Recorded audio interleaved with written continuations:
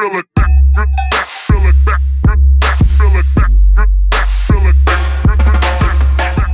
are you guys, man? It's good to see you. I haven't seen you guys in a minute. Yeah, it's been a minute. I think we did an interview almost a year ago from now, or was it before that? It was more. It was over a year ago, because I mean, we're coming up on the year anniversary of like lockdown and the pandemic, right? Like that's pretty much now. Yep. Yeah, I was supposed to. I remember this time last year, I was supposed to play a show. It was like a spring break show in Mexico, and it was like, I think it would have almost been like a year to the day, and I was getting ready to leave, and I was like, you know what? I ended up just being like, yo, I hit up my agent. I'm like, yo, cancel the show. I'm not going. Cause it was like, we weren't sure if they were going to lock stuff down, and it was all sketch. And I was like, I'm not going to do it. I think the promoter was pissed, but I'm like, look, I'm sorry, buddy. It's not well, I mean, I think the next year has sort of proven out that you were on the right track with that one, man. What were you doing, Ricky, a year ago this time? I did the same thing. There was like Okeechobee was happening, and I remember the last show that I was about to do, and there was all this bullshit around it. And then like, also my promoters were sketchy, so it wasn't even like a good show, and I was already like annoyed. So I got on a plane, went all the way West Coast, and then as soon as I got there, like we saw the news, and people were like, "Are you even doing the show?" And I was like, you know what?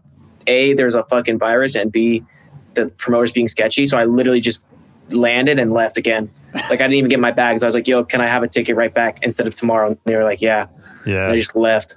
Yeah, no, it's smart, man. I was in LA recording with some people, and it was the same thing. I felt it almost felt like a zombie movie, where I felt like, you know, if I hadn't gotten the flight I wasn't even sure where I was going to end up, you know?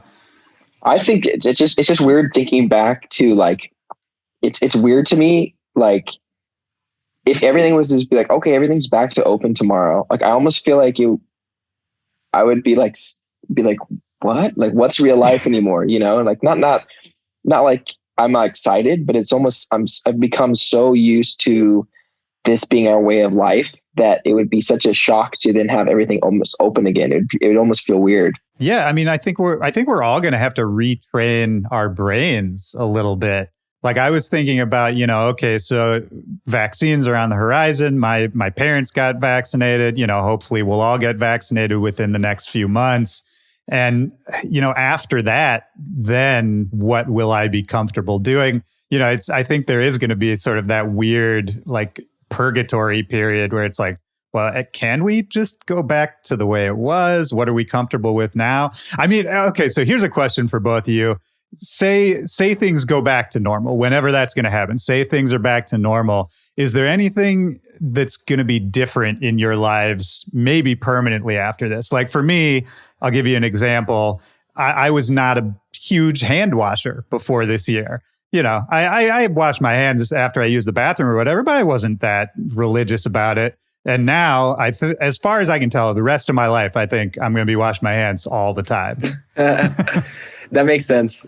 Yeah, I definitely, I definitely feel like I would agree with that. I definitely become much more of a germaphobe than I was even before. And I think to me, it's more of like, I'm going to be more cautious because the thought just of now of just knowing how much stuff we were around and touching, especially traveling, you know, in airports and all this stuff. It's like, it kind of makes me like get the heebie-jeebies thinking about it right now. So yeah, I'm going to be all masked and gloved up whenever I go anywhere now. I feel like I'm like the super savage because like I remember on tour, like my photographer Jeremy like never gets sick, and like he's just one of these like I don't know what he has like a legendary like fucking immune system. But after touring for like 2 years, I was like that too. So like I built up like it was ridiculous. Like, I remember getting sick a lot on planes, and then like my last year, like 2019, I was like a beast. Like I could not sleep, I could do anything, and I would never get sick. And then when we like got cooped up, now I wasn't afraid before. I would be like, fine. I'm like, but now I feel like I have to build it up. So I'm like, shit, I'm going to have to like get sick a bunch of times. Like, cause think about it. Nobody's had colds in a year. I'm not even as afraid really. Like now there's a vaccine, like COVID's probably not going to be a problem. People are going to be getting colds, flus, all the other shit we all forgot about. That's about to be like more annoying in my opinion. Like hopefully no one's dying from them, but obviously it's it's going to be an annoying thing to have to like rebuild this touring body. Like, even if we're in shape, it's just not the same. It's crazy. Like I did like a couple like, drive-in and shows, and my neck from not playing after months was like destroyed. I was like, wow, I can't believe I used to headbang every night, bro. Like, I was destroyed. I feel like you are kind of an outlier. You headbang a lot heavier than the average. Yeah, I go in. But dude, at one point I was in good shape though. Like, I could do it every night and I was good. I mean, maybe there's permanent damage. You need to do your neck workouts. Yeah, I gotta do them. Yep. All those neck weights. Yeah, I definitely think that for me, in terms of like creativity, and touching on the flip side of not the health stuff, but like, I feel like I'm going to probably say no to, it's hard because like when stuff comes back, we don't want to lose out on opportunity or ability to make money or continue to, go back to what we've missed for a whole year. But I definitely think that I'm going to be a little bit more selective and take more time, a couple times throughout the year or more consistently to work on music, because I was kind of, for a long time, I was like this robot that was just playing endless shows. And this whole time being creative, I've kind of tapped into myself as a producer, and I feel like I'm been more creative lately, and I think that it's made me more excited about the future. So I think like kind of keeping that balance as best as I can, and not just going right back into the same pattern of just being this EDM DJ drone, EDM machine. Yeah. I mean, it's true, man. I think all of us have had time this year. I mean, Ricky mentioned, I think we're all healthier than we were a year ago. And, creativity, I think for a lot of people, maybe for some people, it's been up and down. For me, it's been up and down, but when it's good, it's really good. Yeah, I don't know. Ricky, what about you? Do you think artist-wise, music-wise, is there anything you're going to take from this year that you think you might be different in your career going forward? Well, it's funny because like even the last I'd say 10 days since, I don't know what it is about like I'm about to like meet up with Dylan and just be in LA for like 10 days. And I don't know what hit me that I literally deleted Call of Duty. Like, I fucking have sat at my computer like when I first started making music till like 2 a.m. and like wake up at like 7, like wired. Like, I don't know what it is this last week. It's like it hit me late. Like, I had that earlier after my like little RV trip. Cause like, like you said, everybody had this slouch, but it was funny. Like, I don't know if it's like the Grammys or me getting excited that I got a whole nother wave of like, cause like you said, I didn't have it the whole time. Like, there's obviously big ruts during quarantine, but like you said, when you just have it right now, I'm in it and I'm just making so much stuff. So it's like, I'm up right now, but it could go back down. Just depends on the timing. You guys are, I mean, Dylan's already in LA. You're going to LA, but you're going for the Grammys, right? And it's, in a way, this thought just occurred to me like 2 seconds before we got on this call, but it must be nice to have something to look forward to, as sad as that sounds. Because I feel like that might be why I feel like this. Yeah. Because I think especially as DJs, like there's always something on the calendar. You scroll a couple weeks forward, there's something that is you're going to do, somewhere you're going to go, somebody you're going to talk to. And then all of a sudden, all the calendars just wiped completely clean. I think mentally that's hard to deal with too. I think you're spot on. I never really thought about it that way. And I think that is a big thing that, at least for the Grammys, we know there's a set date, there's a set time, there's something that we're excited about. And, even for shows, it's like, we know some states are open. We know that shows are going to come back, but there's still not like, hey, on June 15th, all shows are coming back. It's kind of like, right. We're still like, okay, well, some places it's going to be September, October still. Some places like maybe not the end of the year. Maybe Vegas is back open in May. Who knows? It's going to be messy, man. Yeah. Well, I mean, let's talk about the Grammys for a second, because obviously COVID is affecting that too. You're attending virtually, right? Or watching virtually. Is it like a Golden Globes thing? Like, are there going to be cameras on you wherever you're watching? You know what I mean? I think we just are on like a Zoom type, like literally like this. And then we're not even on the televised part, but I'm assuming the televised part will be, if somebody's going to play a show, they're probably in a warehouse in LA sending that stream, and it'll just be a bunch of different streams combined into a whole thing. That's, I think, the extent of our knowledge. Yeah. They've hit us up to be able to be like, hey, for people that are, groups or duos or, people that are accepting a nomination together, you kind of have to decide on like a set spot. And then I don't know if we are providing the camera or whatnot, but we're going to be going to Diplo's house in Malibu and watching it there. But it's actually funny, like Ricky said, is that our ceremony, and when we're not going to be on the main telecast, which is at 7 p.m. or whatever that is on ABC. And I think we're going to be on the Grammy.com. And I think we'll probably know if we won by like 12:30 p.m. So it's going to be like early in the day, like the first 30 minutes or so. Let's so go. I feel like I'm so hyped because like you guys just both said it. I think that might be it. It's like I have an exact date. I have this thing that I've subconsciously been like, bro, I'm hyper right now. Like I've been making music, doing all this shit. I'm like, why am I so hyper? And it really must be because I'm coming up in like a week of this. And it's like this like dream thing. And I'm like, at least faking it. We're like, I'm going to be with you. I'm going to be with Diplo. It's going to feel somewhat, like I'm not just in my room. It's going to be something. You know what I mean? It's going to be something. 2021. That's it's going to be something. Yeah. But it's definitely, I think it's definitely overall, it's a bummer that we can't experience it and celebrate the same way that people have in the past, and I think we've all been to Grammy parties, and I was, some crazy ones even last year. And it's just weird to think how much has changed. And I think we're stoked regardless, but it is going to be nice. I think it is like when Ricky's like out here, you get out here in like a couple days actually.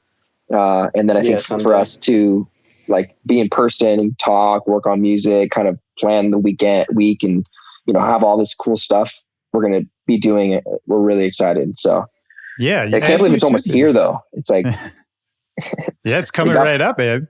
It got postponed and it just felt like it's dragged on. Well, time has been, I've talked about this with other people. Time in this last year has felt so weird, right? Because it seems like some things take forever and then other things pass in like the blink of an eye. The push and pull. Yeah. So weird. Yeah. It's the weirdest really one. Weird. There's been like weeks that I've just sort of lost. It's like I blink and a couple weeks pass. I'm like, I don't really think I did anything. You want to know something hilarious? Have you looked back at projects that you started earlier and realized like some songs I thought I made a month ago in quarantine, say like 9 months on my Dropbox? I'm like, you have to be kidding me. I swear to God, I wrote that lyric 2 weeks ago and it says 8 months on my SoundCloud. I'm like, dude, how? And then the flip side is sometimes I'll wake up and I'll be like, whoa, it's 2 p.m. I'm like, I feel like I've been awake for like 4 days, since I woke up at 7, But yeah, I don't know what it is either. Ricky, you mentioned this earlier on the convo, but for the past like month and a half, maybe 2 months, I've been waking up. I can't wake up like 7:30 hits or like 7 o'clock. And I'm like, I can't sleep, but I go to bed at like 12:30. And so I'm like, I'm definitely not getting enough sleep, but I don't know what to do. I've taken melatonin. I got the white noise machine. That's been helping a lot. White noise machine? Yeah, it's white noise. So it's just like a little box that just makes white. You hit a button and it just plays white noise, and it like just white noise like that. Yeah, exactly. See, my parents used to have an Ocean one. That would drive me nuts. I feel like hearing white noise. It's not like blaring loud or anything, It's it's like a medium blast. It's like the CO2 cannon, CO2 blast. Well, this is relaxing. Yeah, it's the only way I can sleep anymore, guys. I got to get the CO2 cannon right in the face. That's funny. Just a sound loop of cars crashing and destruction. It's just a douche horn on repeat. Dun, dun, dun. Yeah, the air horn. Vuvuzelas. Yeah. Oh man, remember vuvuzelas? What happened to vuvuzelas? They're still used, but I think that they had their peak during the World Cup in where was that? Brazil or? Yeah, it was Brazil. They just they became a meme for a second there. Come to Brazil. Well, that's still the meme. Have you guys been to Brazil? Let's talk about Brazil. I have been to Brazil. Did you play a show or are you just visiting? I did. So I went and played a show. And what's so funny about this story is that this was probably like 6 months into me having an agent and touring. And I went down to Sao Paulo, Brazil by myself. No tour manager, no videographer, just by myself to save money. Just, hey, see, I'm going off to Brazil. I didn't know anybody. I didn't know, it was, and if you know, like, Brazil is an amazing country, but they speak Portuguese, and I understand Spanish really well. But like, Portuguese sounds like an alien language to me sometimes when I'm listening to it. But it was wild. I went down there and met up with the Trop Killers guys, if you remember. Oh them. Yeah, legends. Because they run that country, and it was awesome. It was a great experience. But I remember that was definitely one of the times where I remember being like, wow, I was in my hotel room and I walked around, I didn't know what to do, and I was like, this made me realize like how much more fun this would have been had I been with a tour manager, or I was still pretty green to touring, and it was kind of like, damn, Yeah. It's so weird, man. And I think that touches on a lot of things, what you just said, because I mean, for a personal example of mine, which I think actually Ricky will relate to, I had a similar experience. One of the first international places I went when I started touring was Haiti. And it was the same thing. Oh yeah, you told me that. Yeah. It was an amazing trip, but it was the same thing where I went with nobody with me, and I didn't really know what I was doing, and I was just like, let's see what this is going to be. And it was an incredible trip. Actually, the show was actually really good too. I had a great time. Where did you play again? I'm trying to remember the venue. Well, so I've played there twice now. It was Port-au-Prince both times. The first one was this festival that was I don't know the name of the venue. It's years ago now, but it was kind of this big open air, not a field. It was like a paved open air, just like a lot. But there was, there's a big stage. Was there like a sugarcane factory around it? Like a train, I don't remember that. I just remember kind of like low stone walls like around it. And it probably held maybe, I don't know, 1,500 people, something like that. That's so funny. Yeah. And then I went back again and did like a tiny little party that I don't even know if that venue had a name, but it was the same thing. It's probably all changed. It's probably all changed by now. So I don't even know, but it's just funny. Man, when I was a kid, like I only went to a handful because it was before I could even like go to shows or drink or do anything, because I was literally a kid. And I just remember like there's this one, like the first time I like grinded with a girl or like danced, and I was like, oh my gosh, like I'm holding her hips, what do I do? And it was like the most like Haitian music, and I was like trying to learn how to dance, and it was like this like super terrible cover band, but then they still like a DJ came on and started playing all the like classic house hits like Infinity, and in that time in Haiti they were so big. Such a funny like memory. Man, really just funny. Thinking of like when you're a little kid and like your first like grind, like I remember that. It is so funny because I remember like one of the first memories of me actually doing that was in middle school, and I remember it was for without fail to a Lil Jon record, right? And it was so funny. Flash forward when I like produced a couple records for him a couple years ago, and I remember sitting there thinking, I'm like, dude, like you were there when I started grinding on my first chick, and like here I am now, like making. I was like, it's so weird, It's almost like you're passing down the tradition, because now you're making music that future, you're recreating that moment for younger kids. I didn't tell him that. That's probably for the best. Yeah. So funny. What was it like working with him? What's he like? Were you actually in the studio together? Dude, yeah. John's actually, he's an awesome dude. I don't know if you've ever had a chance to meet him. I never met him. No. I mean, he's really, knowledgeable as a producer and what he wants. And I think he's someone who's been literally doing this and producing some of the biggest records, especially in the early 2000s and late 90s, and he's just a wild. I mean, he's like, I don't know how old he is, but he's still going and he's still partying. He's older than us. When he plays in Vegas, he's got like, he's got this whole show he does where he comes in and he brings these balls down and he comes in from the ceiling thing and he does all, it's like, he's a legend. He's a really nice guy. Yeah. It's fun. It's good, Yeah. And smart too. And funny. Like he's one of those sort of almost like a Renaissance man, like I've always been impressed, whether it's him being on Chappelle's show or whether it's like, he's not afraid to be weird. He's not afraid to go out of the box with it. I don't think doesn't seem like he has much of an attitude about it, despite having made hits for decades upon decades.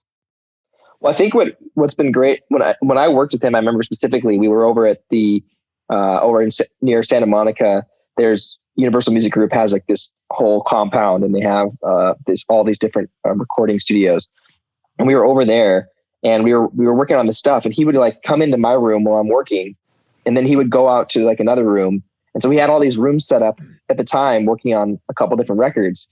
But what was really interesting is he was working with all types of people. So I think that he's someone who's, he understands that music changes, and he understands that he wants to make his mark on whatever's kind of the new or fun thing. So I think I applaud that for him as someone who, isn't trying to be like a dinosaur in music and just kind of being like, this is my thing. I'm only going to make crunk music, These are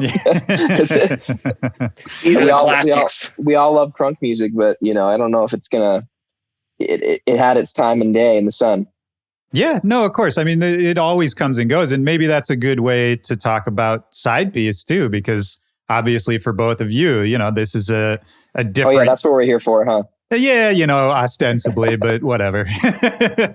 but no, I mean, it's something different for you guys. And actually, Ricky, I wanted to ask you this because especially you with Nitti Gritti, you've always made whatever kind of music, kind of all under the same umbrella, right? Whether it's crazy dubstep, whether it's house music that you put out through Chami's label, right? As Nitti Gritti. Yeah. Or whether it's even, rock music where you're singing and playing guitar, all of that. What was it? How is SIDEPIECE different in your brain from Nitti Gritti and from what you do already? I think it's like to embody an entire, not just like, couple tracks. It made more sense to like give up the reins in a sense where it's like Nitti Gritti is something where I just pretty much do whatever I want, and it kind of proved to work. Obviously, up till now, it's like proven in my eyes that it's working to have something where, I don't mean this in a bad way, but it's very straightforward. We are doing something very classic, and that's going to be around. Like, this isn't something I think either of us are like, oh yeah, we're just the new hot sound. It's like, no, I personally believe that this is like an ongoing thing. Like, if house music suddenly dies, so be it. Like, okay, but it's like almost like an investment to me versus just like trying to do something because it's hot. Like, this was something that I developed my taste from going to, all the fun little whatever genres I enjoy making to like having this one be a settled, matured sound that's also still a little bit fun. But, it's just the sound is just way more classic than anything. I can, drop Fear, and it was cool in the time, but is there going to be a conversation about in 20 years? Who knows? But I'm more confident in SIDEPIECE having that type of house music, sit well for a very long time and, build off of that into a whole new thing. Yeah, well, that must be, now that you're talking about it, it's making me realize it must be refreshing for you in a way to kind of laser focus on one idea as opposed to, yeah. That's like why I love... well, I mean, sometimes Dylan's probably like, oh, this asshole. But at the same time, I love it because like he'll send me like a million ideas. I'll be like, oh, perfect. Like, okay, I'll get to this. And then I have one day where like I knock them all out because it's like I'm all in that one area, and like we'll meet up and then we'll knock them out. But if I'm not in that mood, I don't really do it. But like when I'm in that mood, it's like, I'm on it. And like I feel like sometimes me and Dylan both had those days where like because SIDEPIECE is so one-laned in a sense, in the good way, it allows us to zone in on this one brand, one creativity, one sound that's like has its little, differences between the tracks, the bangers or the vocal ones. But I don't know, it is exactly what you're saying, like refreshing to have one goal for it and be a huge house group together. That's just the one goal for it. There's nothing beyond that. Just be the biggest possible, house music duo that we can be. Like, I don't really see it as any other, goal than that to me. Well, right. Yeah. And then it makes decision making easier too, right? Both production wise and just in terms of presentation and all of that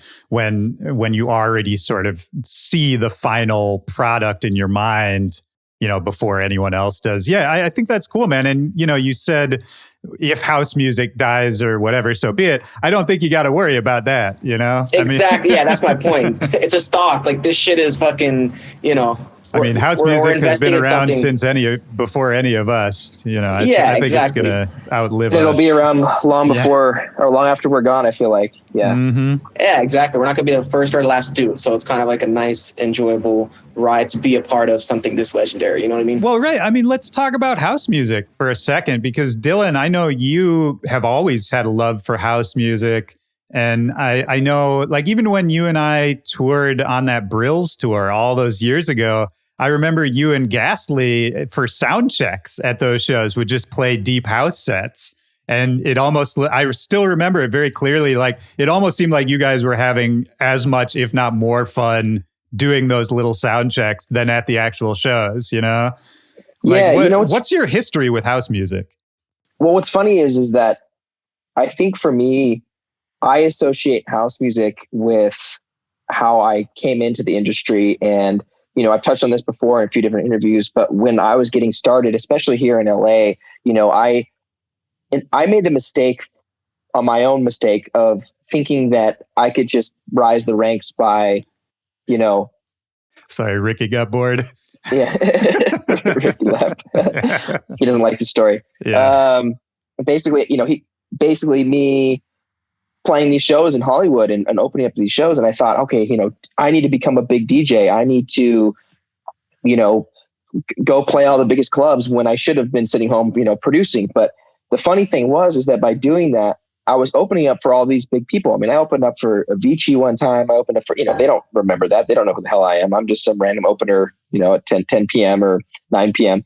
But the funny thing is that they only would allow me to play tech house. And so here I am in my producing career and my SoundCloud and everything I'm doing at the time, which is, more of this Torquay bass stuff and all this stuff. But here I am when I'm performing, just to make a couple $100 here or there, I'm playing tech house. And it ended up being something that I grew to love and appreciate the music and these subtleties in the music. And I learned more about the history and the artists and, all that stuff. And so it's funny because that was really my first introduction into, DJing on a large scale at some of these clubs.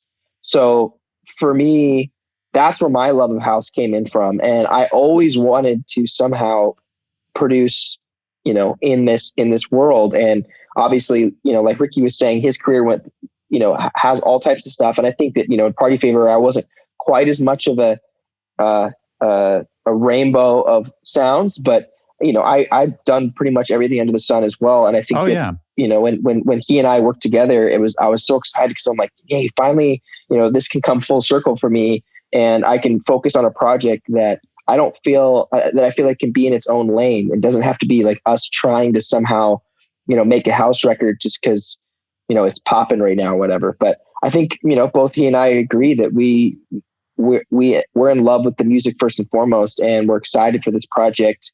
Regardless, I think before there was any Grammys or anything, we just were excited to make some house music together and keep it, true to house and respectful of house's history and origins and sounds, but like bring and inject a new flavor or our flavor into it as best as we can. It's funny, man, because I remember now that we're talking, the last time you and I did a podcast, I was over at your place. And then once we finished, you played me a bunch of demos of stuff you had been working on. And some of those demos were the sort of original side piece demos way before you guys launched the project. And so that completely tracks, because at that point, it wasn't anything, there wasn't Grammys, Diplo wasn't invited. It was just some music you made. I still remember you being really stoked on it. And I remember being stoked on those demos. I feel like some of those haven't even come out yet. You're right. One of them is that I for sure probably played you at the time is coming out. It's called Temptation. And that's our next song that's coming out in, I think, a couple weeks. Yeah, I just got that on promo, actually. Yeah, it's great, man. How did you guys meet the first time? Like, before any talk of a duo, do you remember the first time you actually met in person? And if you do, what was your impression of the other person? I hated it. I remember. Yeah, he hated me. No, Yeah. I remember I opened as Nitti Gritti for Party Favor in San Francisco, and it was actually a really fucking like dope, like that, like, you know, those shows where you just get like the DMs and the tweet, like the Instagram stories of people like, oh, had a great time at this show. Like that was one I remember, like everybody like going crazy to like both our sets. It was just like a crazy show, and I was like, I think he DM'd me back after I was like, yo, I had a really good time. That show was crazy, blah, blah, blah. And then like maybe 6 to 8 months after that, we kind of spoke about music, and it was the house stuff. But I'm pretty sure that was the first time we met. I think you're right. And I do remember hanging out with you in during, was it Miami Music Week? And there was like that Shaq, was it? No, there was some sort of like, it was a Shaq's party or something like that. I think that, I don't remember if we had started SIDEPIECE then or not. I might be wrong. But anyways.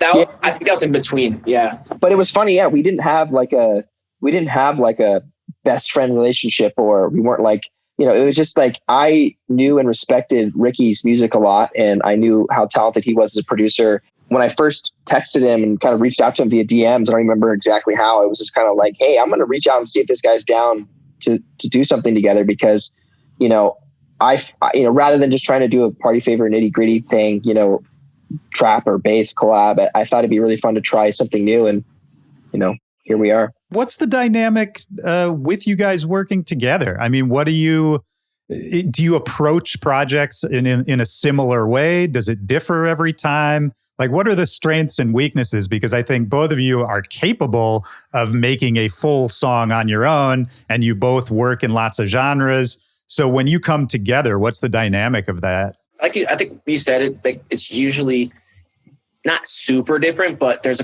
at least I'd say 3 ways. One would be kind of how Temptation came about, which is the one that we're about to release, is more of like a Dylan, you know, he started this one and showed me, and like we both loved it. So then we kind of finished it up.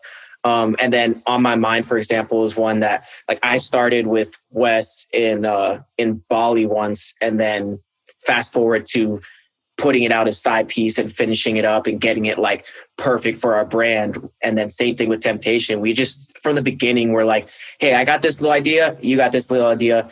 And then the third, and like my favorite way, honestly, most of the time, is like we had like a writing camp together. I go to his house in LA and we work. And, you know, that's how Together was made. These are all like a lot more, you know, not that it matters who does more or anything, but those are the 50-50 ones that I feel like we're both like in the room working together. And, you know, either way, we've had, I think, good songs come out of every version of that, you know, him starting, me starting, us starting together. So it's like, it almost doesn't matter. It's kind of nice that we've figured out a way to make it work either way. Yeah, I think the big thing is that we kind of, in a way, checked our egos at the door in terms of, you know, trying to, you know, I don't think I'm never out there telling people that, oh yeah, I'm the face of SIDEPIECE, or I'm, you know, this, and I know that Ricky's not doing that either. And I think that, you know, for a duo to work, and we've obviously seen duos come and go in all types of music, but, you know, I think Ricky pretty much said everything, but it's different every time. But I always know whenever I have an idea and I say, dude, I know Ricky could help take this to the next level. The kid's a speed demon at Ableton, you know, and like, I think I'm fast, but then I watch him work, and this guy's like, oh yeah, I got that. And like 15 minutes later, he's like, all right, I got the whole structure and the effects laid out. And I'm like, dude, how did you just do that quickly? You know, I'm still like tweaking the bass line, you know? So I think it's great because like, there's also a little bit less pressure. And I think that for both of us, it's great because we kind of can have fun and try new things, and then be like, oh, that works, that doesn't work. Hey, let's see if you know, it's not like it's going to hurt. You know, we're not worried about the outside perspective. And I think that's what's been so refreshing about this project. That makes sense. Yeah. It's also, there's something that takes pressure off of it when it's not all on your shoulders, right? And it's not, because even as an artist, you know, like take Party Favor as a brand, you know, that's not you, the person exactly, but it can feel that way sometimes, right? Yeah. But wait, what were you going to say, Ricky? No, you pretty much said. I was literally about to say that another good thing about if, say, one of us starts something. I always love where if I have a great idea, like we have a record called Sextasy, where I remember I was in like a thrift store with my girlfriend, and we were like talking about, I don't know how it happened, but I just thought of this line that was like, sex with you is sextasy, like ecstasy, sex, some bullshit like that. And I just put down this little crappy track though. But I love when I have a great idea and I'm like, yo, dude, you have to make this a banger. I have the idea, but like he said the same thing. He'll send me the same thing, but it's like, it's so nice to have somebody else to actually take it that next level where it's like, okay, I have this idea, but for some reason my mind's not letting me really do it. And then he'll send it back and I'll be like, oh shit, you nailed, like, you know, it goes both ways, but it's like, it's really nice to like, have a, like, that's a perfect example. Like I remember sending this like a very bare bones, but the line was dope.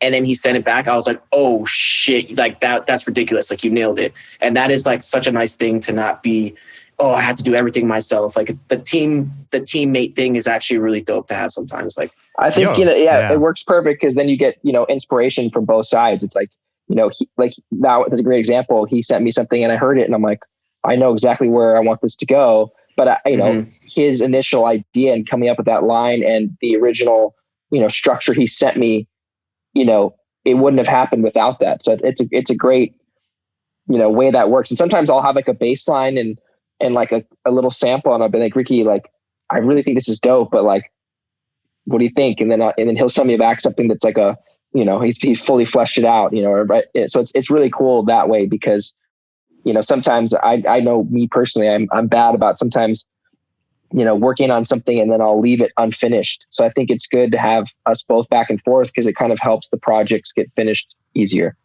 Yeah, that feedback is super important, I think, because again, at least in my experience too, the way I work a lot of times is I get married to my ideas. And so, then it's almost like you get in your own way a little bit where I think, no, this is the idea and I'm just trying to fix it and make it perfect. Whereas if somebody else would step in for a second and be like, oh, no, just, take this out and change that. It's like, okay, well, obviously that's much better, but I would never see that unless there was that feedback, Totally. So this is what you guys have been talking about, that there's less pressure and it's a side project. It is literally a side piece for your other career. What happens if this keeps growing? I mean, it's already like you came out the gate pretty strong with it and it seems like it's going pretty well. Is there any thought of, how we balance all of this with our own careers, with how well this is going? I mean, me personally, from doing this for a while, and obviously I don't want to speak for Ricky here, but I think if I remember right too, when I first brought this up to him, and you always get excited about something and you'd start saying all this crazy stuff. But I would love for Side Piece to become huge and it be, more of a focus. Obviously our own careers are amazing and I'm super proud and excited about all the stuff I'm working on with Party Favor 24/7. But, I just want to make dope music. And if it connects with people, then I'm happy. I think it's only going to benefit our own solo careers as well from that. I kind of would welcome it to be a little bigger, which would be awesome, but that's just me. Oh yeah. I don't think anybody, the good thing is like, I think as soon as, we had a few records that even as a team, like they weren't even out yet. So this isn't like people were blowing our heads up like this is good music. Like I think our whole team, us included, believed we had like some like not in like an arrogant way. I was just like, yo, we all love this music personally. So if we love it this much, why would you not want to tour it around the world and play every festival and play every city? Like there's no reason not to. It doesn't take away, like I said, it's going to make Nitti and Party Favor bigger or help out or be a break from, me hurting my neck all the time. So I can just at least, step up and do a little couple Fisher flaps. No, I was just kidding. But yeah. Hashtag save Ricky's neck. You're right. Yeah. Yeah. This is all it's all about my health. This is all just a plan to help you age gracefully. Yeah. Yes. We touched on it a little bit, but do you guys feel like you've learned anything from each other? Not necessarily just about some production shit, but just in a life or a career sense? Because you're different ages, you've had different experiences. What do you think you guys have learned from each other? Nothing. If anything, yeah. I would say from Ricky, I've definitely learned that the way he approaches music and I have a tendency to overthink things, and that's just who me as Dylan, my personality in general. And I think that, especially with working with Ricky, he has a great way of kind of letting all that outside noise go away and to say, dude, let's just do it how we want to do it and try, some weird stuff that I probably would have trepidations about because I'm thinking about 5 million different things at once. So I think that letting certain things go and being more open to that kind of stuff has been probably what I've learned from Ricky on my side. I was honestly thinking the opposite way where like I've learned this from people like Diplo, like you, and then specifically when we started doing SIDEPIECE, because like you said, I work really quickly and it's actually been nice to take like a writing camp and like obviously it's still quickly, but it's not like me like hurting myself to finish something because I get so excited. So like sometimes slowing it down and being like, hey, let's actually bounce the stems and mix it and produce it in a whole new form. Like take it out of the original form, put it into something. And then a lot of the times we'll do this thing where instead of just doing everything that's like all the plugins everywhere, just take the audio out. What is it? It's a kick, snare, clap, build, synths. Let's make it, simple and perfect. And that actually is a huge like lesson that I've enjoyed. And I mean, maybe it's helped us both not overthink it because even though I'm working fast, sometimes I'm overthinking. So it is nice. Maybe just having another person there is like, you're really just like, you know what? Let's trust each other. Let's not overthink it. I think that's house music. It's just, yeah, I think that's the great thing about house music is that it's about, it's about a groove. It's about a rhythm. It's about a feeling. To me, it's exciting to kind of focus more on that than it is about, this intricate sound design of a bass sound or, how hard this 808 is going to kick and how hard this build up and drop is going to be. And it's kind of like, you can have a song that really doesn't alter that much, but the subtle things you add, and I've noticed for me, it's really helped in my other music production of just, learning how subtle changes can really affect a record without being overproduced. So that's what I've really enjoyed that aspect of it, is kind of taking a step back from what a lot of the stuff was, at least in the past for me, for Party Favor. Yeah, I think that makes total sense. And that's actually a perfect way to talk about, I wanted to talk, Ricky, we DM'd for a second about the questions you were asking on Instagram and the thoughts you were having about, going back to playing festivals and maybe approaching live sets differently. And I wanted to talk about it with both you guys for a minute. I mean, I don't want to put words in your mouth though. Can you sort of real quickly like summarize what you were talking about on there? Yeah, I mean, I guess I was curious after watching a couple documentaries on classic dubstep and classic house. I was like, man, it's really changed how it used to be about kind of the whole stage and the crowd at the same time. And even if people weren't raging or having these crazy reactions, it's like sometimes you play shows and because we're so used to this, this dopamine of people going crazy and singing all our songs, we think that's the only version of good. Yes. So I was like, guys, when we go back, am I crazy or like, and don't get me wrong, I love playing stupid edits. I love making people rage. So like, I'm used to that, but I also have love for it. It's not just because I want to fit in, but so I know I'm still going to have that in Nitty Gritty, but where is this balance of not, the loudness wars, the headbang, whatever all these wars are of too much over like, and just letting that little quiet kid like this, he might be just going like this for an hour, but like low key, that kid might write something on Reddit in 10 years. Like, hey, yeah, the best show of my life was when SIDEPIECE played their all original set. And the kid that was raging super hard was just like, drunk and forgets about it in a week. So it's like, I was literally like, yo, how do we feel about this? Cause like, I know no one's been going to festivals and shows. So like now you're like, sobered up and thinking about it as a realistic thing, or is it just a party? Like, where's that balance of us as artists enjoying ourselves? And I don't know, just a thought process. I don't see anything that people are doing that's wrong. I'm just putting my feelings out there. Yeah. And I'll take it. Like I see some things I think are maybe not wrong, but things I don't like. And I feel like it's a sentiment shared by a lot of DJs, especially a lot of DJs in bass music, as we all are, where, I mean, we all know it, for years you would go to the festival, a lot of people's sets would sound pretty identical. You'd hear the same songs in a lot of people's sets.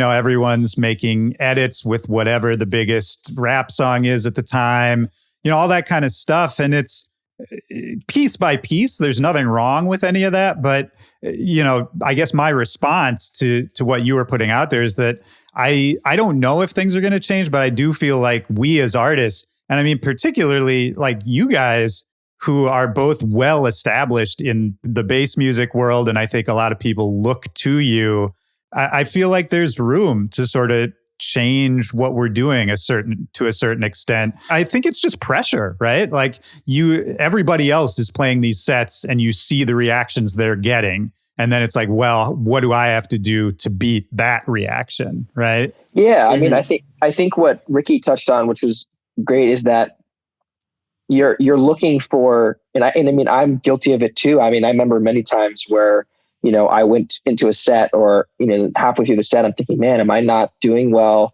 because the crowd isn't jumping as much, or they're not, moving around or going, crazy. And then I'll come back in and, the feedback on social media or whatever it might be will be like, yo, that was an amazing set. I loved it. And I'm like, really? Like I would have thought the opposite. And I think that, like you guys were saying, it's kind of, I think there was a certain point where before COVID hit, there was still this trajectory of just wall of sound, nonstop. How much harder can you go than anybody else? And I don't think that it's conducive to making a musical experience that is really going to truly connect with people. Now, don't get me wrong. Like, headbanging has its place. I mean, Ricky makes way heavier music than I do, even as Party Favor. And I think that, for me, for the last couple of years, I've been kind of backing away from going heavier, and I'm going, I wouldn't say softer, but more melodic and more, vocal based, especially with this new album we're working on. And I think that it's really interesting what you guys were saying, because it's just, I'm looking at that too. And I'm excited for touring in the future, and not necessarily focused on, can I give someone an hour of literally nonstop trap and, bass bangers, and kind of give them more of a story, or, tell something. I mean, some of my favorite artists that I listen to, when I go see their sets, it's like, it's not really that hard, but those moments that do, or maybe have a bigger moment, are so much more impactful because of the way that it's built up. And it's like, and then I go see another, artist, and it's like, wow, I've been beat over the head for an hour straight with, the heaviest possible thing. And, but hey, music's subjective. So it all has its place. Just super quickly, that I feel like the hard part for me and Dylan, or somebody within our realm, which is, as a generalization, just we play a different amount of music, right? We go through the genres, 100 BPM to 160, 170, whatever. So for us as that, I think this is the most problematic for us versus like most people when they go to get their heads, whacked off and just like destroyed by headbanging, they know they're going there on purpose to do it. And I actually think that's okay and supposed to, because if you're going to Excision, that branding, the whole thing, you're supposed to, that's not what I'm talking about. Two things in what you just said. I mean, one, the DJs and the producers who are known for a sound, that's not at all who I'm talking about, right? Like, some legendary dubstep DJ who plays hard as nails dubstep and is known for that. That's a beautiful thing, exactly. Right? Like that's somebody that's a craftsman, right? Or a craftswoman. And what I'm talking about more is what you mentioned earlier, Ricky, talking about, as an artist, are we presenting ourselves in a memorable way, or are we presenting ourselves in a disposable way? And, that might mean something different to whoever the artist is. But I think we're all familiar, again, with that festival set where somebody could be watching it and then they could watch somebody else play a similar set. And I think that's, what we want to stay away from, or at least personally for me, because I've fallen into the same trap too of, just whatever it becomes a game, right? Like it's like a numbers game, whatever is going to maximize the reaction. I think that the status of, music festivals too, and music shows is also a product of that too, with, the excess lights and, CO2 on every drop. And it's like, it's such an overload of senses that you feel that elevated to have to keep up with that. And I feel like, there's a pressure to, oh, if I let off the gas here, oh, someone's going to want to book this person or this person because they're, they go harder or they get the crowd to jump that many more times or whatever it might be. And I think tying it back into Side Piece, I think that's a great reason why for us it's been super nice because and house in general, what I love is that there's not as much focus on that. That's the antithesis of the house music, is that it's not, it's about enjoying the music and the subtleties and the groove, at least for me. And I think that, you don't go see a tech house festival or Cross down in San Diego or some of these other things or a stage even at a festival. And you don't see people literally, they might be doing their oi, oi, ois or jump here and there, but you see them moving collectively. They're not there to outdo each other with the biggest drop, but it's more about how do I present you our music in a way that connects with you and also takes you on a journey for 1 hour or 2 hours. That's what I'm so excited about, because it's not this volume war. It's kind of like it's taking me back to why I love dance music so much, which is the grooves and the energy. Yeah. And what you just said too is that people moving collectively, that really resonates with me, because that speaks to community, right? And if we're talking about the house music and the roots of house music, it came out of a community. Like that's what it's all about, is, people coming together and sort of forming something together between the performer and the crowd, something different forms. And that to me is kind of the key to all of it, regardless of the sound or the genre.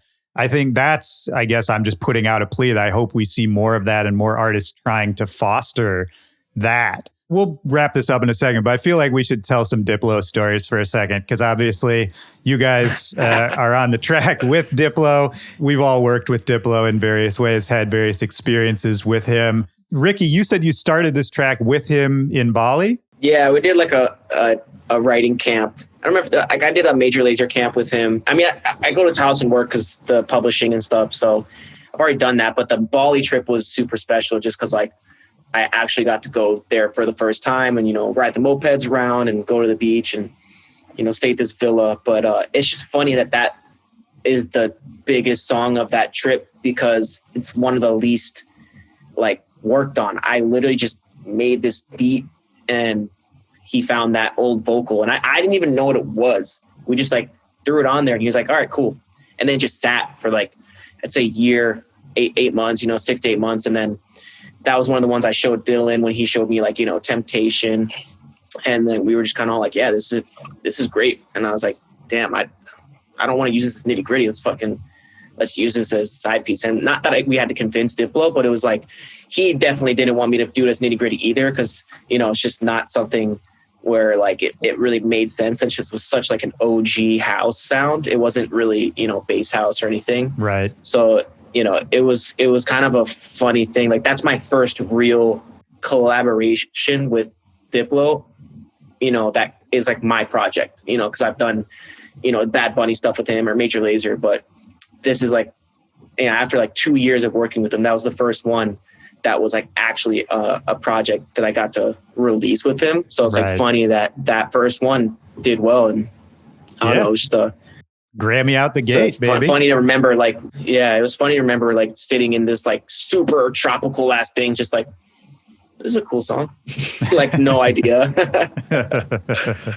Touching on that was really interesting because at the time we were sending Wes a few of these records, and I think he was really excited about the process of it being a collaboration with us as Side Piece too. And I think that gestation period between when it was made and then to the point where I even first heard it as it was, I did very little additions to it. I cleaned up the vocal. I did a couple different things. And then we kind of, tweaked it here and there. But between that period and then when it was supposed to come out, it was a year. We had a song out too. Yeah, but it was a full year and a half since, or a year at least since the song was originally made. And what's funny about that is that it allowed the song to, we were playing shows as Side Piece. We were barely known. People didn't even know that we even had a project. And, Wes was playing it out at Coachella and all these things, and it was getting all this crazy exposure. So I think that ended up helping it, kind of allowing it to sit and wait. And then, when people did find out that it was us, it was a great thing for us because we didn't feel like we had to, it was a great introduction, because we didn't have to say anything. Yeah, just like, hey, here we are, and here's another record, and then here's another record, and we're trying to keep the music speaking for itself. Yeah. Well, dude, Dylan, I don't even remember if I told you this. So like, I might have, maybe I'm just forgetting, but like, you remember, so like during Coachella, right? I actually went with him and like, we were like picking songs and kind of like, cause it was like his like first big Diplo house set for Coachella. And I started sending him edits and stuff. So I was kind of like helping him out with the set a little bit. And I remember I did like a little mix down of On My Mind for that night.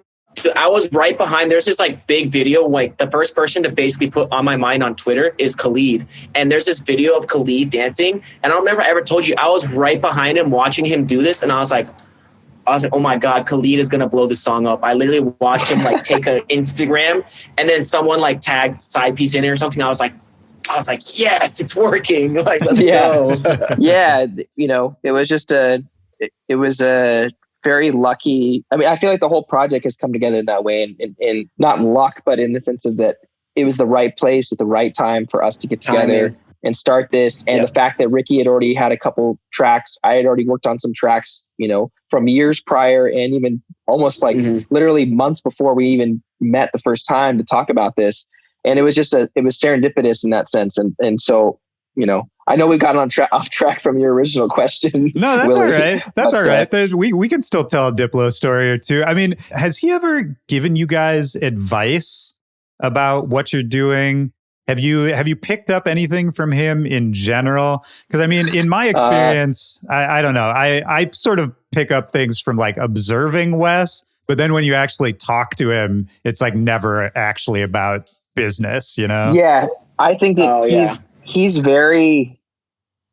His sarcasm is awesome. I love sarcasm. So I mean, that guy, he doesn't take anything too seriously. But I think that what we talked about before, and Ricky can expand on this too, is that what I've always taken from him and what has been the biggest lesson for me is that it's almost like leading by example in a sense. And he's not out there, being the producer's producer where he's like sitting down being like, hey guys, this is what I do. Like I'm reaching out to the community, everyone's got, their opinion of him. But to me, in terms of just breaking him down and I love the guy, but in terms of breaking him down as a producer, his ability to understand what works together and understand how to constantly be striving to do something different and push sound forward is probably the biggest thing that I've learned. And I think that even touching back to what we were talking about those, getting kind of bored with shows and stuff. It's like, if you look at someone like him, the guy is a chameleon. I mean, he's been, he hops on every genre under the sun, but is still able to make it his own, but almost be kind of the catalyst for that genre to take its next step. And so, I think that to me, that's been the biggest, learning thing is being in either, whether it's the room with him or just, being in a group chat or a WeChat or whatever, just learning how he thinks and how he's never satisfied at the moment. He's always looking towards what's next. And I think that is super inspirational. Yeah. I mean, it's pretty identical. He's a very I always find in a comparison when like a producer or somebody will ask me something, I'm pretty open where I'll legitimately write them back an answer most of the time. And most of the time, Wes, instead of if I almost don't even ask half the time because I know it's less of I've learned that it's a very he's a very do person. So whereas back in the day, how I met him was sending him edits. And then I just slowly, after hearing stories of what he did, how he was in the room for a Kanye thing and he was like, oh yeah, I didn't really make anything good, but fuck it. I got all these connections. And then next time I did the same thing. And he's like, my beats weren't even that good. I just fucking literally went in until somebody liked something I did. And then I met blah, blah, blah. So even us working currently on certain records, I'll see something of him on an Instagram story. I'll be like, yo, I like that artist. What do you need? And he'll be like, send me a guitar riff. And then I just do that type of thing where like, I appreciate that. Now, when I think about how he works, I want to do the same thing where instead of me just, not that I'll forget, I'm going to try and answer people. That's just my personality. I don't mind doing that. But at the same time, people losing sight of, wow, you actually have to go after something and be the one. Like, he's already up there. He doesn't have to fucking do anything to be up there. So because I want to be there and I want to be bigger and I want to be whatever, he did the same thing to somebody else. So I'm trying to do the same thing as him and do my own version of it. So it's like, fuck it, I'm going to go after it every day. And the more I do that, I think that's when he opens up and is like, work on this, work on this, work on this, and dishes me stuff. And I'm pretty sure he will do that for anybody that's a producer that he likes. But I've noticed for any other people I work with, it's similar versions of when you give them something, then they start to open up more. So it's like, it's kind of been a lesson to like, instead of me, hey, do you think this is cool?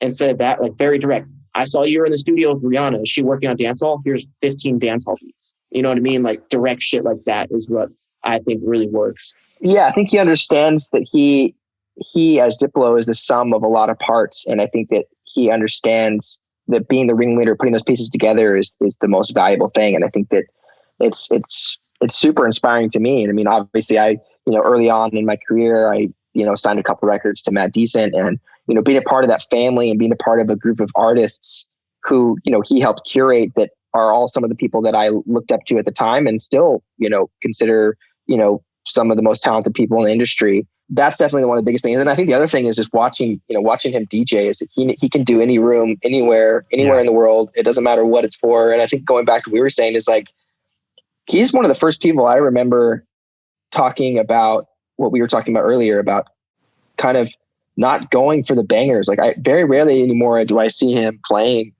heavy trap bangers or all this crazy stuff. Cause I think that he realizes that his mind, he's like, man, I'm already ready to try something new. Like what's the next thing which is awesome, which I love. Yeah, no. Well, meanwhile, we're still playing the same, Purple Lamborghini remix or whatever.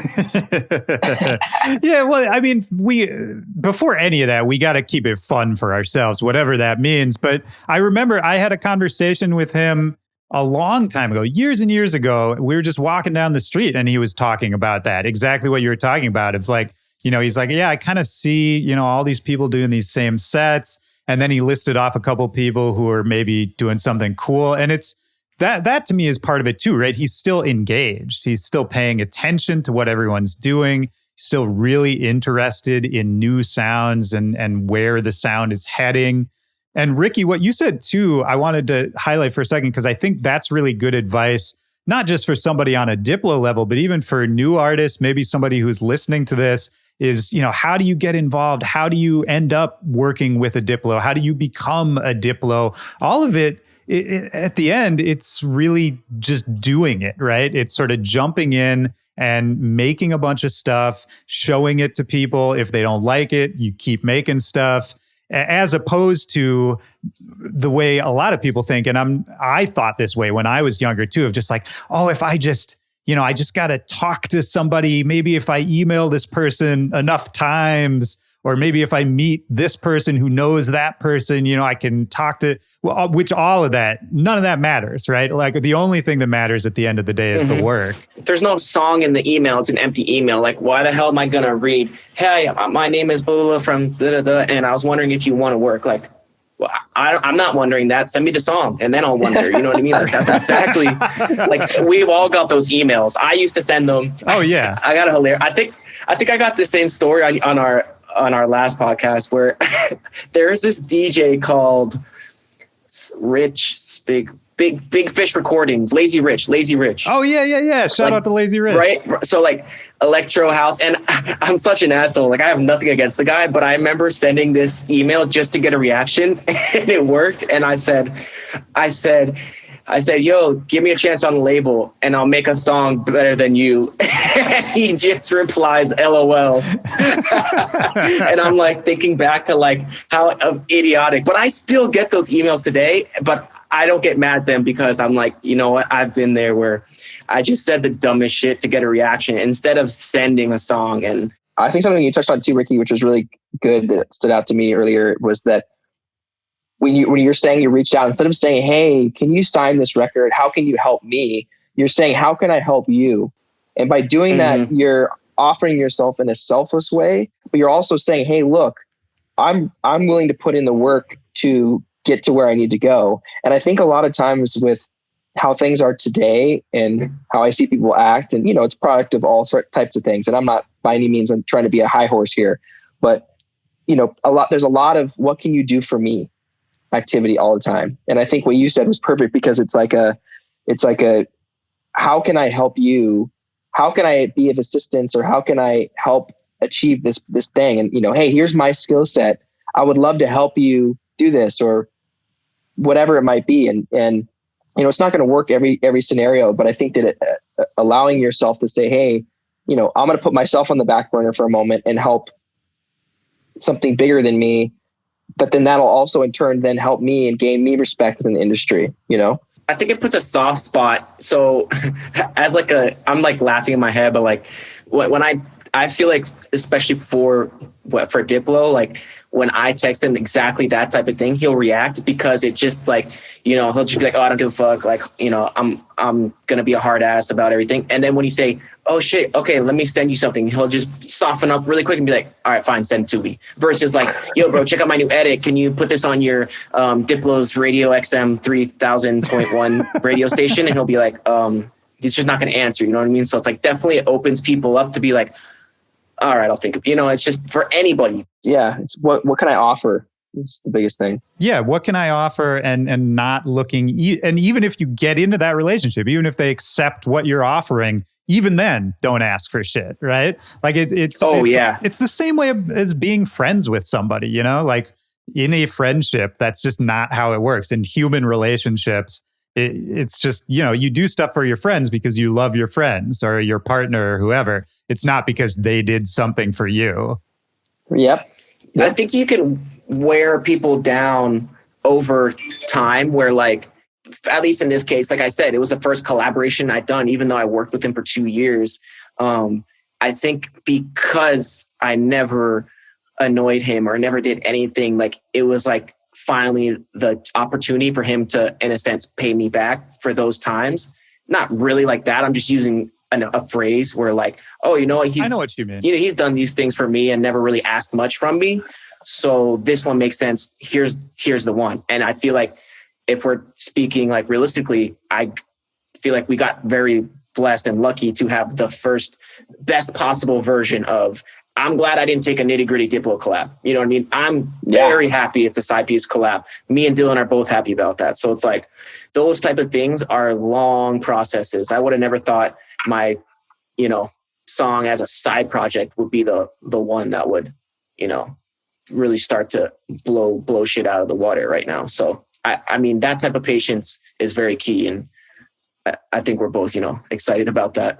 Well, I'm excited for you guys. I'll let you guys get out of here, but it's great to talk to you guys. I'm very fond of you both. I wish I saw you guys more. No, man. You guys been good. Otherwise, like family good, partners good, all that. You doing all right? Doing all right, man. Yep. Getting married this summer. I'm super excited. Oh, congratulations, buddy. Yeah. I'm DJing the wedding.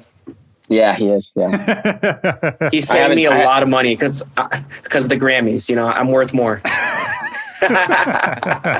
Shit. Have you DJ'd a wedding before? Real talk. Have you DJ'd a wedding? I gotta sell my stake in SIDEPIECE to yeah, you gotta give some pieces to give him back. Ricky now owns 99.9% of SIDEPIECE.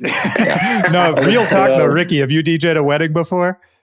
Ironically, one of my friends that I grew up with just asked me to do it, but I don't know. It's not like an arrogance thing where like I think I'm too good, because like, to be honest, I love playing Britney Spears and making people party, but there's just something about like sometimes I can't enjoy it if I'm doing that. So like, I don't know, I have to like think about it where it would have to be right. I don't know. I guess it would depend on if I want to enjoy it. DJ is like its own. It's a different art. thing. That is not even like. I mean, maybe the closest thing is when I play my Vegas residency, but like even that is like. I mean, Vegas wedding DJing is like. I don't care how much someone offers me. I'm like, no, that's out of my wheelhouse. Those guys are above and beyond me. Yeah. Shout out to Above and Beyond. Yes, State of Trance.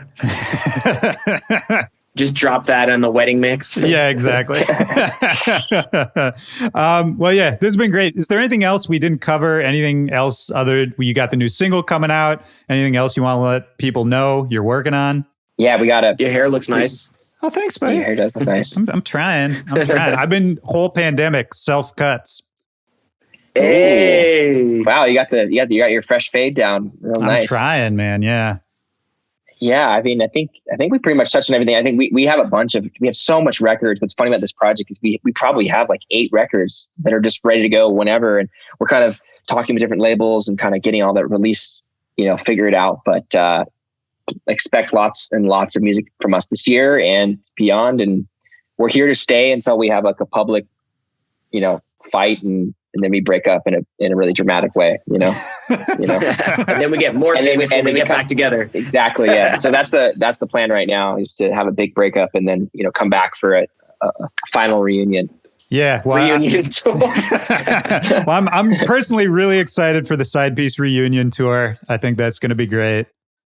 It's going to happen next year. Yeah. Funny enough, at the end of the Daft Punk video, when he blows up, it was actually Dylan. And then, we're going to turn it to Daft Punk, basically. That's our reunion. I'll take that. Yeah. I mean, that seems like a pretty good ending, to be honest. We need to become French. Yeah. All right. Well, I love you guys. It's good talking to you. Yo, thank you so much. You too, brother. Really. Yeah. Shout out to the show back to back. Dylan, you've been on this more than anybody else. This is your 3rd time on. That's right. I'm an OG. I need to get like on Saturday Night Live, they get like if they post it a few different times, they get like the special jacket. So I'm oh fuck. Gonna check my mail. So I don't know, man. Budget's a little tight right now. the way my bank account's set up is I got checking in the same. Yeah. All right, man. Well, awesome. I'll let you guys go. Good talking to you. Thanks, Willy. All right. Bye, guys. Peace.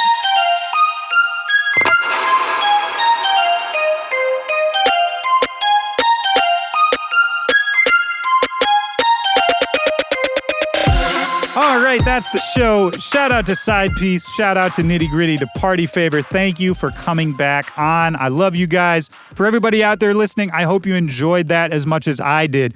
Don't forget, this weekend, Sidepiece is going to the Grammys. They are nominated for Best Dance Recording for their song On My Mind that they made with Diplo. And the week after that, their brand new single called Temptation is coming out. So hit the link in the description, go follow Sidepiece, keep up to date with everything they're doing, grab the new music when it drops. They got a lot more on the way. My name is Willy Joy. You can follow me as well at Willy Joy or at BackToBackPod on all social media, or you can email me directly. BackToBackPod@gmail.com is the email address. Also, in the description, you're going to find a link to the Back to Back Discord. Come join the Discord, guys. How many times do I got to say it? If you want to talk to me for any reason, you want to get in touch, I'm there. I'm hanging out. I'm easy to find. That's the best way to do it. We have an amazing community of people. We've got a great producer community. If you make music, if you make art, I want you to come share it. And if you don't, I want you to come just post memes. That's really why I made it in the first place. I just need more memes. So look, that's it. That's all for this week. Another episode down. I hope everybody out there is doing well. I'm thinking about all of you guys. I say that a lot, but it's really true. I hope you're doing okay. It's weird times for everybody right now, and I am very grateful that for an hour each week we can all come together. I can talk to you guys, let you know what's going on with me a little bit, and it makes me feel great to think about that maybe something I'm making is affecting your week a little bit. I hope it's affecting it in a good way. I hope you're happy and healthy and sane. And I hope that whatever you're working on, no matter what it is, where you're at, what you're doing, I hope it's going well. I hope things are moving in the way you want them to move. So that's it. That's my thought for this week. I love you all. I will talk to you next week. Take care of yourselves. For Back to Back, this is Willy Joy. Peace.